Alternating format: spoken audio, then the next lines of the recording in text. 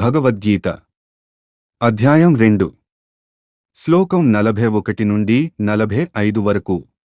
భగవద్గీత అధ్యాయం 2 శ్లోకం 41.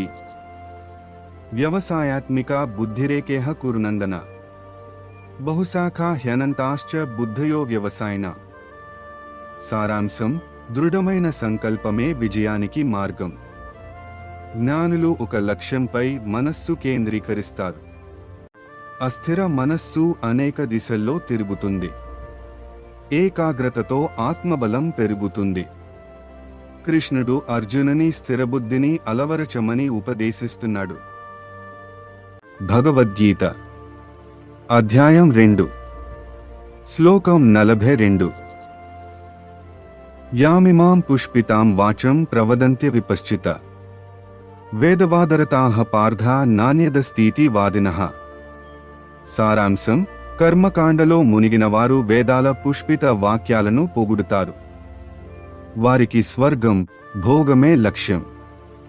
నిజమైన జ్ఞానం వారికి దూరం. వేదాలు చెప్పిన దానికంటే మించి ఏమీ లేదని నమ్ముతారు.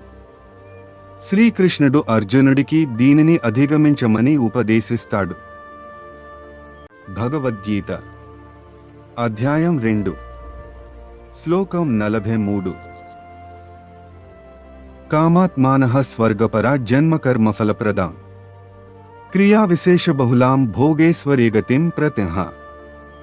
సారాంశం: కామాసక్తులు స్వర్గాన్నే పరమగతిగా భావిస్తారు. ఫలాపేక్షతో యజ్ఞాలు చేస్తారు. భోగం, ఐశ్వర్యం పైనే వారి మనసు ఉంటుంది. లోకసుఖాల్లో చిక్కుకొని పోతారు. నిజమైన జ్ఞానం వారికి అందదు. భగవద్గీత అధ్యాయం 2 శ్లోకం 44. భోగేశ్వర్య ప్రసక్తానాం తయాపహృత చేతసాం వ్యవసాయాత్మికా బుద్ధిః సమాధో న విధీయతే.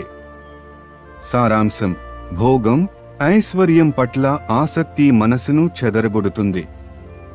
అలాంటి మనసుకు స్థిర బుద్ధి ఉండదు.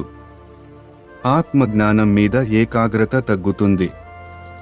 మోహం, లోభం సమాధిని నశింపజేస్తాయి. నియమం, శాంతి వలన స్థిర బుద్ధి కలుగుతుంది.